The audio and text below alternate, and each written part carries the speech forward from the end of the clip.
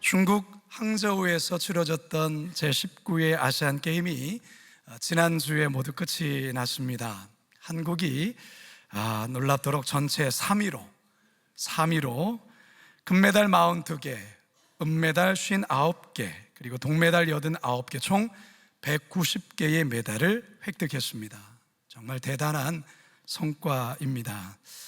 물론 당초 목표인 금메달 50개에는 미치지 못했지만 그래도 국민적 초관심이었던 야구와 축구, 그리고 수영과 양궁, 배드민턴, 탁구 등에서 대단한 선전을 펼치며 이만큼의 메달을 딴 겁니다. 우리 수고한 선수들 정말 수고했는데 한번 큰 박수로 한번 격려해 주면 어떨까요? 네.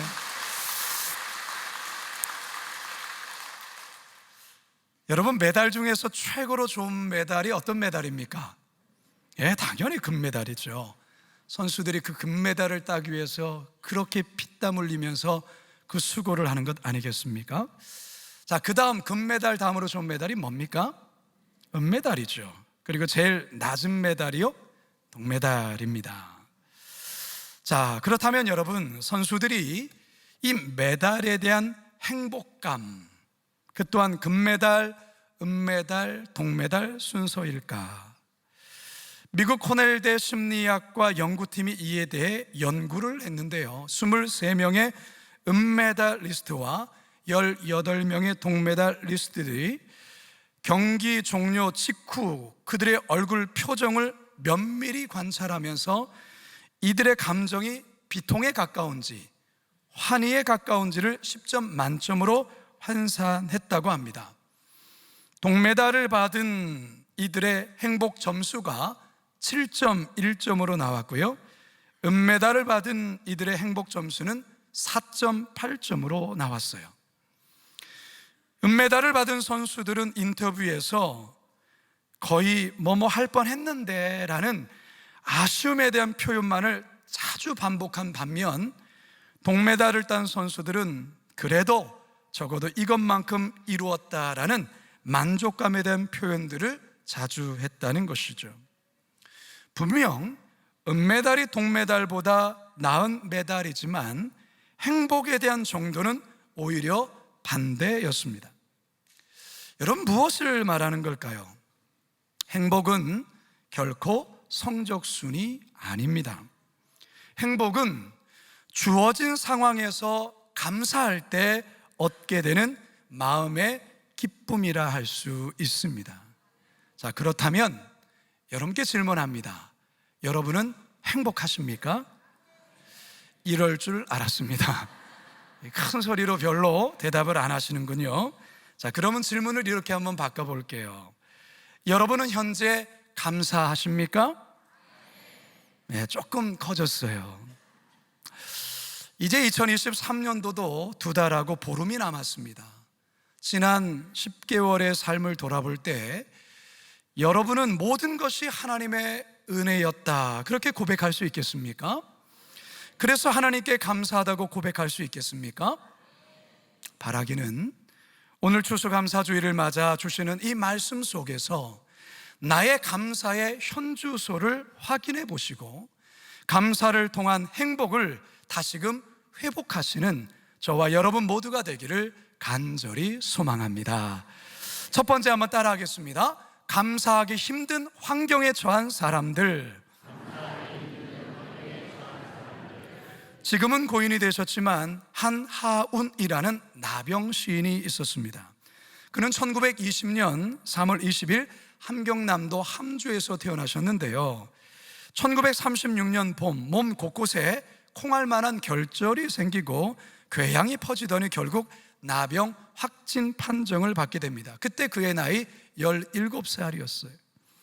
이후에 병세가 조금 호전이 되어서 일본에 유학도 가지만 다시 병세가 악화돼 귀국을 했고 결국 1945년 봄에는 근무하던 도청 일도 그만두고 낙향하게 됩니다. 이처럼 평생을 나병으로 고생하셨는데요, 그럼에도 불구하고 자신과 같은 나병 환자들을 돕는 일에 평생을 헌신한 아주 귀한 분이십니다. 이분의 글에 대한 특별한 소질이 있어서 여러 편의 감동적인 시를 썼습니다. 그의 시 가운데 이런 시가 있습니다. 나는 문둥이가 아니올시다. 아버지가 문둥이 올시다. 어머니가 문둥이 올시다. 나는 문둥이 새끼 올시다. 그러나 정말은 문둥이가 아니올시다. 하늘과 땅 사이에 꽃과 나비가 해와 별을 속인 사랑이 목숨이 된 것이 올시다. 세상은 이 목숨을 서러워서 사람이 나를 문둥이라 부릅니다. 호적도 없이 되씹고 되씹어도 알 수는 없어. 성한 사람이 되려고 애써도 될 수 없어. 어처구니 없는 사람이 올시다. 나는 문둥이가 아니올시다. 나는 정말로 문둥이가 아닌 성한 사람이 올시다. 뭔가 모르는 그 애잔함과 그리고 슬픔, 애환, 그런 아픔이 전해오지 않습니까? 예수님 당시에도 가장 무섭고도 두려운 질병이 나병이었습니다. 하늘이 내린 형벌이라 해서 천형이라고도 불렸습니다. 옛날에는 문둥이라 불렀죠. 문둥이, 문둥병, 문둥병자. 오늘날엔 그렇게 부르지 않죠. 한센시병, 나병 이렇게 부르죠. 나균이 몸속에 침투해 인체의 신경절을 파괴함으로 고통을 느끼는 감각이 상실되는 병입니다. 이 나균에 감염되면 내가 잡은 물건이 얼마나 뜨거운지를 몰라요. 얼마나 고통스러운지 모르기 때문에 육체에 심각한 손상을 입게 되는 것입니다. 눈에 티끌이 들어가도 모르기 때문에 이로 인해서 결국 시력을 잃게 되고요. 발에 상처가 나도 모르기 때문에 발이 썩어 결국 발을 잘라내야 됩니다. 연골이 손상되면서 얼굴에 귀, 코, 손가락 마디, 발가락 마디가 떨어져 나가서 결국 흉한 몰골이 되고 그렇게 살다가 죽는 병, 이게 바로 나병이에요. 대단히 무서운 병이죠. 더욱이 가족이나 친지, 동네에서 쫓겨나 철저히 격리되어 살아야 했고 하나님조차 나를 버렸다는 생각에 그 고통과 상처는 이루 말할 수가 없습니다. 오늘 본문에서 이 나병에 걸린 10명의 사람이 등장합니다. 다 같이 11절과 12절입니다. 시작. 예수께서 예루살렘으로 가실 때에 사마리아와 갈릴리 사이로 10명이 예수를 만나 멀리 있어서, 앞에서도 말씀드렸지만 이 나병이 참으로 무서운 것은 육체적 고통도 고통이지만 심적인, 정신적인 고통이 참으로 컸습니다. 가족들과 친지들에게조차 버림을 받아야 했고 하나님조차 자신을 버렸다는 그 생각, 얼마나 고통스럽겠습니까? 예수님 당시 나병 환자들이 혹 밖에 나왔다가 저 멀리서 사람이 오는 것을 보게 되면 스스로 부정하다, 부정하다라고 소리를 쳐야 했습니다. 왜냐하면 저 사람에게 여기 나 환자 있습니다 라는 것을 알려야 하는 것이죠. 만약에 그렇게 하지 않았다가 발각되면 돌에 맞아 죽었습니다. 여러분, 이 얼마나 비참하고 처참한 인생입니까? 여러분, 이들에게 감사가 있을 수 있을까요? 이들의 입에 과연 감사가 나올 수 있겠냐라는 겁니다. 쉽지 않을 거예요. 자, 그런데 오늘 본문에 등장하는 이 10명의 나 환자들 가운데 더 비참한 상황에 놓인 한 사람이 있어요. 바로 사마리아 출신의 나병 환자예요. 10명의 나병 환자 중에 9명은 유대인 출신이지만 이 나머지 한 사람이 사마리아인이라는 거예요. 16절 하반절입니다. 시작. 그는 사마리아 사람이라. 여러분, 이 당시 사마리아인들이 유대인들에게 어떤 취급을 받는지 여러분 잘 아시지 않습니까? 정상적인 사마리아인조차도 유대인들에게는 멸시와 경멸의 대상이었습니다. 그렇다면 이 사마리아 나 환자는 어떠했겠냐 말이에요. 아마도 이들 무리에서조차 멸시와 천대를 받은 것은 너무나도 뻔한 일일 거예요.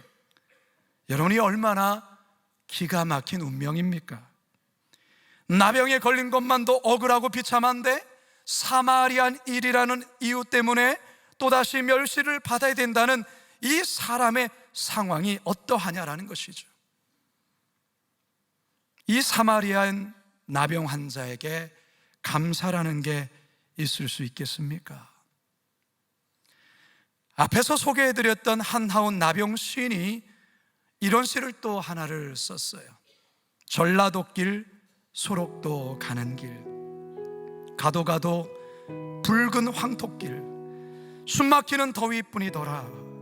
낯선 친구 만나면 우리는 문둥이끼리 반갑다. 천안 삼거리를 지나도 수세미 같은 해는 서산에 남는데, 가도 가도 붉은 황토길, 숨막히는 더위 속으로 절름거리며 가는 길, 신을 벗으면 버드나무 밑에서 직가다비를 벗으면 발가락이 또 한 개 없다. 앞으로 남은 2개의 발가락이 잘릴 때까지 가도 가도 천리 먼 전라도길. 인간이 강인하다 하지만 결코 그렇지 않습니다.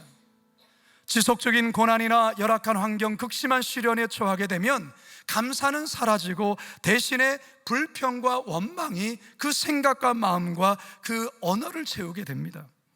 솔직히 대학에 떨어지면 입에서 감사가 잘 나오지 않습니다. 취직이 잘 되지 않으면 감사가 나오지 않아요. 암이라는 진단을 받으면 감사가 나오지 않습니다. 돈이 떨어지면 감사가 나오지 않아요. 어떠한 계획이 실패하면 감사가 나오지 않아요.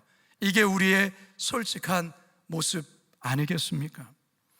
오늘 본문에서의 이 10명의 나 환자들이 어쩌면 도무지 감사할 수 없는 환경에 처해진 자들입니다. 그런데 사랑하는 여러분, 이 10명의 나병 환자들이 혹 저와 여러분의 모습은 아닐까요? 그 중에서 이 사마리아인이 우리는 아니겠습니까? 감사를 잃어버리면 감각을 잃은 이 10명의 나 환자가 내가 되고 마는 거예요. 환경을 탓하며 상황을 탓하는 이 10명의 나병 환자가 되는 것이죠. 이 시간 성령님의 조명하심 속에 나 자신을 정확히 진단받고 점검받으시는 우리 모두가 되기를 간절히 소망합니다. 두 번째 따라합시다. 감사할 상황으로 다시 바뀐 사람들. 도무지 감사할 수 없는 이 비참한 10명의 나 환자들에게 복음이 전해집니다. 그것은 자기들이 살고 있는 마을에 예수님이 오신다는 이야기입니다. 그러자 이들 마음에 어떤 뜨거운 열정이 타오르기 시작하죠. 예수님을 만나면 나병에서 고침을 받고 그리운 가족들 품으로 돌아갈 수 있겠다라는 커다란 희망이 그 속에서 일어납니다. 그래서 이들 모두는 예수님을 만나기 위해 길을 나섭니다. 하지만 예수님을 만나는 게 생각처럼 쉬운 일이 아니었습니다. 예수님과 시간을 약속한 것도 아니에요. 예수님이 바쁜 일정 때문에 곧장 다른 마을로 가버릴 수도 있습니다. 예수님을 만나려고 가는 도중에 사람들에게 발각되면 돌팔매질을 당할 수도 있어요. 예수님을 만나고 싶은 열망은 크지만 예수님을 만날 수 있다는 보장이 없는 거예요. 하지만 어떻게든 예수님을 만나야 된다는 간절함 때문에 무조건 길을 나선 것이죠. 그런데 이들의 간절한 소원이 하늘에 닿습니다. 그처럼 열망했던 예수님이 저 멀리서 걸어가고 있습니다. 너무나도 기쁜 나머지 마음이 주체할 수가 없어요. 지금 마음 같아서는 예수님이 있는 곳으로 막 달려가고 싶은데 그럴 수는 없습니다. 그래서 이들은 멀리서 예수님을 향해, 멀리서 있는 예수님을 향해 목청껏 예수님의 이름을 부르기 시작합니다. 12절 하반절에서 13절 시작. 멀리 서서 소리를 높여 이르되 예수 선생님이여 우리를 불쌍히 여기소서 하거늘. 따라합시다. 예수 선생님이여 우리를 불쌍히 여기소서. 여러분처럼 그렇게 고상하게 했을까요? 예수 선생님이여, 우리를 불쌍히 여기소서. 한번 다시 해볼까요? 예수 선생님이여, 우리를 불쌍히 여기소서. 예수 선생님이여, 나를 불쌍히 여기소서. 네, 그렇게 했을 거예요. 지금이 아니면 다시 기회가 없잖아요. 지금이 아니면 언제 예수님을 만날 수 있겠습니까? 그러니 목숨 걸고 외치는 거예요. 죽을 힘을 다해 외친 거예요. 예수님, 제발 저희를 바라봐 주세요. 이 외침을 우리 예수님이 듣습니다. 우리 예수님이 들어요. 그래서 가던 길을 멈추고 외치는 이들을 향하여 뒤를 돌아보시며 그들을 향해 우리 예수님이 이렇게 말씀하십니다. 14절 상반절 시작. 보시고 이르시되 가서 제사장들에게 너희 몸을 보이라 하셨더니, 가서 제사장들에게 너희 몸을 보이라. 여러분, 보통 우리 예수님 먼저 위로의 말을 건네고 인사를 건넬 만도 한데 그런 말이 없어요. 우리 예수님 보통 치유하실 때 내 믿음 될지어다, 내 소원대로 병에서 놓일지어다 라고 선포하면 나았거든요. 그런 말도 1절 없어요. 단지 제사장들에게 가서 너의 몸을 보여라. 왜 예수님이 이런 말을 하실까? 레위기 13장에 보면 당시 나병에 대한 모든 판단을 제사장들이 내렸습니다. 나병에 걸린 징후가 보이면 먼저 제사장에게 가서 정확한 진단을 받아야 했고요, 나병에서 좋아졌다고 여기면 이 또한 제사장에게 가서 정확한 진단을 받고 제사장의 최종 승인을 얻어야 그 이후에 가정으로, 자기의 마을로 돌아갈 수 있었어요. 자, 그런데 여기서 우리 한 가지 이상한 점을 발견할 수 있습니다.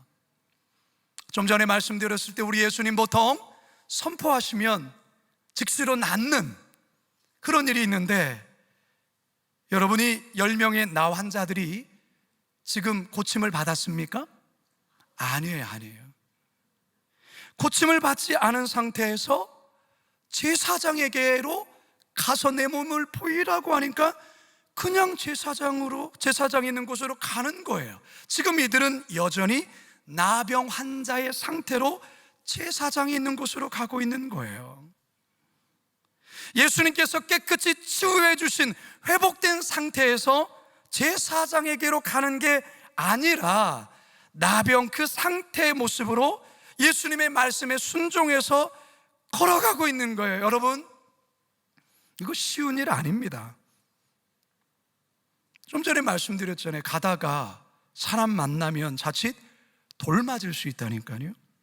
제사장에게 지금의 이 모습 상태로 보였다가는 문전박대를 받는다니까요. 그런데 이들 모두가 예수님이 말씀하셨으니까 그냥 말씀에 순종해서 지금 제사장이 있는 곳으로 걸어가고 있는 거예요. 그런데 가는 중에 이상한 일이 생겼어요. 14절 하반절 시작. 그들이 가다가 깨끗함을 받은지라. 할렐루야. 이들 모두가 가는 중에 어느 순간 깨끗해진 거예요. 서로의 얼굴, 야, 너 지금 얼굴이 좋아졌어. 이게 이러면서 깜짝 놀라는 거예요. 온몸에 진물이 나서 헝겊으로 그 진물 나는 곳을 감쌌던 그 모습, 그곳 만신창이가 되던 그 피부에 어느 순간 깨끗해져서 아기의 살처럼 보드러운 살이 생긴 거예요. 여러분, 이들이 얼마나 감격하며 눈물 흘리며 얼싸 안았겠습니까? 할렐루야. 이들이 얼마나 껑충껑충 뛰며 할렐루야 소리치며 기뻐했겠어요. 우리 주님이 치유하신 거예요. 우리 주님께서 은혜를 베풀어 주신 겁니다. 우리 예수님께서 도무지 감사할 수 없는 상황에 있는 이들에게 감사할 수 있는 상황으로 완전히 바꿔주신 것입니다. 할렐루야. 우리들도 그래요. 주님, 여러분 살다 보면 도무지 감사할 수 없는 상황, 저 밑바닥까지 떨어질 때가 있어요. 가정적으로도 그럴 수 있고요, 사업적으로도 그럴 수 있고요, 신앙적으로도 그럴 수 있고요, 어떤 관계에 있어서도 그럴 수가 있어요. 한없이 밑으로 추락할 때 있단 말이죠. 도무지 감사할 수 없는 상황. 그런데 여러분, 그때 될 대로 되라식으로 자포자기해서는 안 돼요. 삶을 포기해서는 안 된다, 그 말이에요. 마냥 주저한 자만 있으면 안 됩니다. 이 10명의 나환자들처럼 예수님을 찾아 나서야 하는 것이, 죽으면 죽으리란 각오로 예수님을 만나려고 몸부림을 치셔야 하는 거예요. 그리고 예수님을 향하여 나를 불쌍히 여겨달라고, 예수님 나를 불쌍히 여겨달라고 외쳐야 하는 것입니다. 그러면 반드시 다시 감사할 수 있는 상황으로 우리 주님이 바꾸어 주십니다. 물론 시간이 걸릴 수 있어요. 나병 환자들과 같은 이 믿음이 필요하고요, 그리고 순종이 있어야 하는 것입니다. 그러나 분명한 것은 우리 주님 절대로 외면하지 않습니다. 반드시 응답해 주실 것입니다. 다시 감사할 수 있는 상황으로 바꾸어 주실 것입니다. 다시 찬양할 수 있는 상황으로 바꾸어 주실 것입니다. 다시 힘을 낼 수 있는 상황으로 바꾸어 주십니다. 너는 알지 못하였느냐? 듣지 못하였느냐? 영원하신 하나님 여호와, 땅끝까지 창조하시는 이는 피곤하지 아니하시며 곤비하지 아니하시며 명철이 한이 없으시며 피곤한 자에게는 능력을 주시며 무능한 자에게는 힘을 더하시나니 소년이라도 피곤하며 곤비하며 장정이라도 넘어지며 쓰러지지 오직 여호와를 앙망하는 자는 새 힘을 얻으리니 독수리가 날개치며 올라감 같을 것이요 다른 박질아이도 곤비하지 아니하겠고 걸어가도 피곤하지 아니하리로다. 바라기는 이 10명의 나병 환자들에게 일어난 이 같은 놀라운 은혜의 역사가 저와 여러분 모두에게 있게 되기를 주님의 이름으로 축원합니다. 마지막 세 번째 따라 합시다. 감사하는 표현에 서로 다른 사람들. 제사장에게 가는 도중에 길에서 고침을 받은 이들, 가장 먼저 누구에게로 달려갔을까요? 누구에게? 제사장에게 빨리 가야 되는 거잖아요. 제사장에게 빨리 가서 깨끗해진 몸을 보이고 제사장에게 완치 판정을 받아야 그 다음 가족에게로 돌아갈 수가 있는 거예요. 여러분, 한번 상상력을 한번 발휘해 볼게요. 예수님께서 너의 몸을 제사장에게 가서 보이라, 이때는 치유되지 않은 상황이에요. 이들이 제사장에게 가는 그 길이 빨리 뛰어갔을까요? 천천히 갔을까요? 천천히 가죠. 왜냐하면 두렵잖아요. 지금 내 상태가 아직 고침을 받지 못했단 말이에요. 가다가 사람 만나면 돌 맞을 수 있다니까요. 주님 다른 말씀하지 아니하고 그냥 가라만 해서 순종은 하지만 내가 치료가 되어야 되는데, 이런 마음으로 가고 있는 거예요. 그런데 이들이 고침을 받았어요. 이들이 걸어갔을까요? 뛰어갔을까요? 뛰어가죠. 요이 땅하는 이 사람들이 막 서로 경쟁하면서 빨리 제사장에 가서 내 상황 모습 보이고 빨리 제사장으로 승인받고, 그리고 난 다음에 어디로 간다고요? 보고픈 가족들 앞에 가야 될 거 아니겠습니까? 여러분, 코로나19 초기 때 막 감염자들이 막 속출했을 때 당시 정부에서 코로나 양성이 이제 이 코로나에 걸린 이들을 격리 치료하기 위해서 여러 지역에 격리 이제 병동 숙소 같은 것을 만들어서 약 2주간 양성 확진되신 분들 격리했던 적이 있어요. 우리 성도들도 많았어요. 혹시 내가 그랬다 한번 손들어 보실래요? 제가 얼마나 많은 분들 기도해 드렸는데요. 있어요, 여러분들 중에. 여러분, 이게 무슨 가족들과 생이별하는 겁니까? 이거 경험해 보신 분들 얼마나 힘들어했는지. 이 2주라는 기간이 꼭 2달 같은 느낌이에요. 남편과 아내가 떨어져야 되고 부모와 자녀가 생이별한 채 서로 격리되어 사는데 얼마나 답답하겠어요. 뭐 막 돌아다닐 수 있는 것도 아니잖아요. 거기만 있어야 되는 거예요. 몸에는 열이 펄펄 끓죠. 기침은 나죠. 목은 아프죠. 여러분, 그때 감염된 성도들 너무너무 힘들었어요. 그래서 우리 부목사님들, 교구 목사님, 또 저 또한도 기도하면서 힘내라고 또 이렇게 치유의 기도를 했던 적이 있습니다. 그 지루한 2주간의, 그 힘겨운 2주간의 시간을 보내고 다시 검사를 받고 음성이 나올 때 여러분, 그 기쁨은 얼마나 큰지요. 이제 바깥 바람을 쐴 수 있다는 것, 이제 집으로 돌아서 편히 쉴 수 있다는 것, 이게 얼마나 기쁜 일이겠습니까? 오늘 이 10명의 나 환자들이 그랬어요. 자, 그런데 여러분, 오늘 이 본문은요, 10명의 나병 환자들이 치유를 받았다라는 것에 초점이 있는 게 아니에요. 10명의 치유된 나 환자들 중에서 사마리안 한 사람을 성경은 조명하고 있어요. 10명의 나 환자들이 모두 다 고침을 받았어요. 깨끗해졌어요. 그런데 이들 중에 유독 한 사람, 그 한 사람이 제사장에게 가지 아니하고 제사장에게로 가던 길에서 돌이켜서 예수님께로 다시 돌아옵니다. 15절과 16절 하반절 시작. 그 중에 한 사람이 자기가 나은 것을 보고 큰 소리로 하나님께 영광을 돌리며 돌아와 그는 사마리아 사람이라. 예수님께 다시 돌아온 이 사람 사마리안 사람이었어요. 그가 예수님께 돌아와 뭐합니까? 16절 상반절 시작. 예수의 발 아래 엎드려 감사하니. 할렐루야. 뭐 했다고요? 감사하니. 여러분, 10명 모두 다 똑같은 은혜 받은 것 아닙니까? 10명 모두가 다 똑같은 치유와 회복을 경험한 것 아닙니까? 그런데 10명 가운데서 유일하게 감사한 사람은 단 한 사람, 그것도 유대인이 아닌, 유대인들이 그토록 경멸하는 사마리아인 한 사람뿐이었어요. 여러분, 동일한 은혜를 받아도 다 감사를 표현하는 것은 아니에요. 같은 사랑을 받아도 감사를 다 표현하는 것도 아니에요. 기도의 응답을 받았다 해서 다 감사를 표현하는 것도 아니더라고요. 구원받은 성도라 해서 늘 감사하는 삶을 살아가는 것만도 아니더라고요. 여러분, 하나님께 은혜를 받는 것 중요합니다. 하지만 그 은혜에 대해 감사하는 것은 더 중요합니다.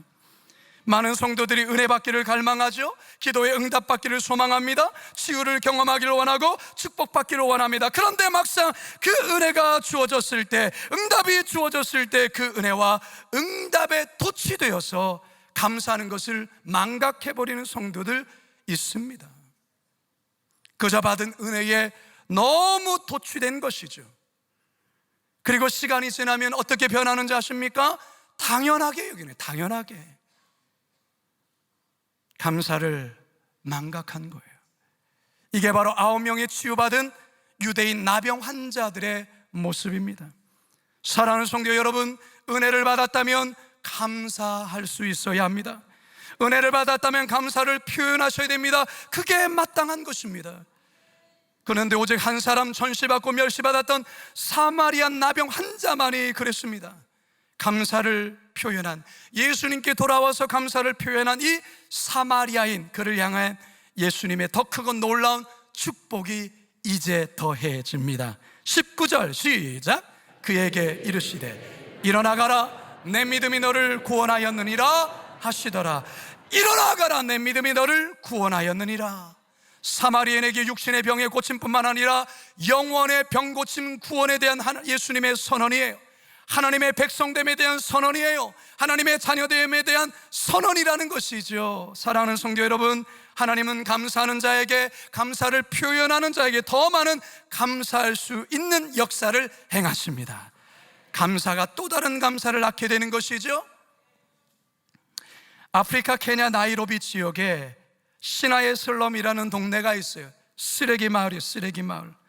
쓰레기 더미에 쌓여있는 곳에 대충 집을 짓고 쓰레기 더미를 뒤져 거기서 나오는 쓸만한 것을 모아 팔아 살아가는 곳이에요. 이곳에 어느 한 선교사님이 들어가셔서 하나님의 사랑을 전했습니다. 마을 주민이 예수님을 믿고 구원받는 역사가 있게 되었습니다. 도무지 감사할 수 없는 이 처지에 놓이는 이들이 하나님의 은혜를 받고 하나님의 사랑을 받고 그들이 하나님께 찬양으로 보답하는데, 이들의 찬양 속에 놀랍게도 감사를 고백합니다. 아프리카 케냐 아이들이 한국말로 된 찬양으로 율동하며 감사를 표현하는 그 모습 잠깐 보시겠습니다.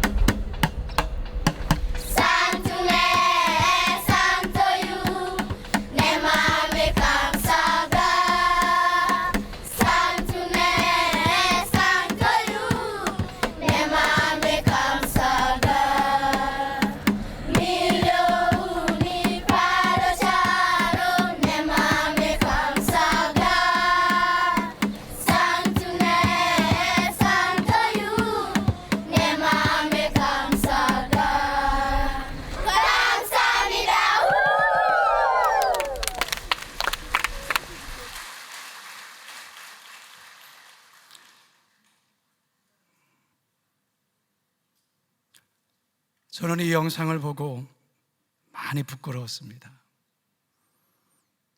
이런 환경에 사는 저 아이들 입에서 어떻게 저런 찬양이, 감사가 나올 수 있을까? 만약 내가 저곳에 산다면 과연 감사할 수 있을까? 회개하는 마음이 일어났습니다. 여러분, 저만 그렇습니까? 이제 저는 말씀을 마치려 합니다. 왜 은메달을 딴 선수보다 왜 동메달을 딴 선수가 행복지수가 높을까요? 은메달을 딴 선수는 금메달을 딴 선수와 비교하기 때문에 그렇습니다. 그러나 동메달을 딴 선수는 메달을 따지 못한 이들과 비교하며 감사하게 되는 것이죠. 성도 여러분, 지금 여러분은 어떤 상황이 있습니까? 지난 10개월의 삶을 돌아볼 때 도무지 감사할 수 없는 상황이 많았습니까? 그렇다면 그 상황만 바라보지 마시고 나보다 더 못한 상황 속에 있는 자들을 한번 눈을 들어 한번 보십시오. 나보다 더 열악한 상황 속에서도 감사하며 살아가는 저들과 같은 이들이 있어요. 그리고 예수님 바라보세요.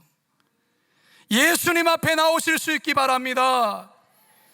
그리고 예수님 앞에 부르짖어 기도하세요. 예수님, 나를 불쌍히 여겨달라고요.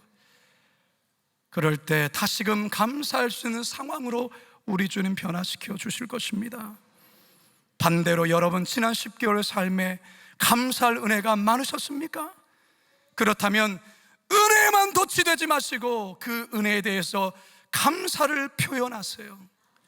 오늘 추수감사절을 맞아 행하는 플로잉 데이를 통해 슬픔과 아픔 속에 살아가는 저들에게 여러분의 물질을 나누세요. 여러분의 시간을 나누세요. 여러분의 은사를 나누세요. 그것으로 하나님을 향한 감사를 표현하세요. 바라기는 우리 모두 늘 주님 앞에서 어떠한 상황에서도 늘 감사하며 살아가시는 우리 모두가 되시기를 주님의 이름으로 축원합니다. 축원합니다. 축원합니다. 이 시간 기도하시고요, 축도로 오늘 예배를 마치도록 할게요. 사랑의 하나님, 이 10명의 나병 환자, 그리고 그 가운데서 가장 비참하였던 이 사마리아인의 감사를 보며 방금 전 저 아프리카 케냐에 신화의 슬럼 쓰레기 더미에서 살아가는 저 아이들의 저 찬양을 보면서 너무 부끄럽습니다. 죄송합니다. 하나님, 감사를 잃어버리고 살았습니다. 주님, 다시 감사하겠습니다. 다시 감사하는 인생으로 살아가겠습니다. 더 많은 감사가 우리의 삶에 넘치도록 하나님 역사하여 주옵소서. 금메달을 딴 선수와 비교하며 내가 받은 것 아무것도 아니라고 그렇게 불평하는 자 되지 않게 하여 주시고, 메달 따지 못한 그 아이들을 보며 그래도 나에게 이 메달 주신 것에 대해서 감사할 수 있는 우리 성도들 되게 하여 주시옵소서. 감사드리오며 예수님의 이름으로 기도드리옵나이다.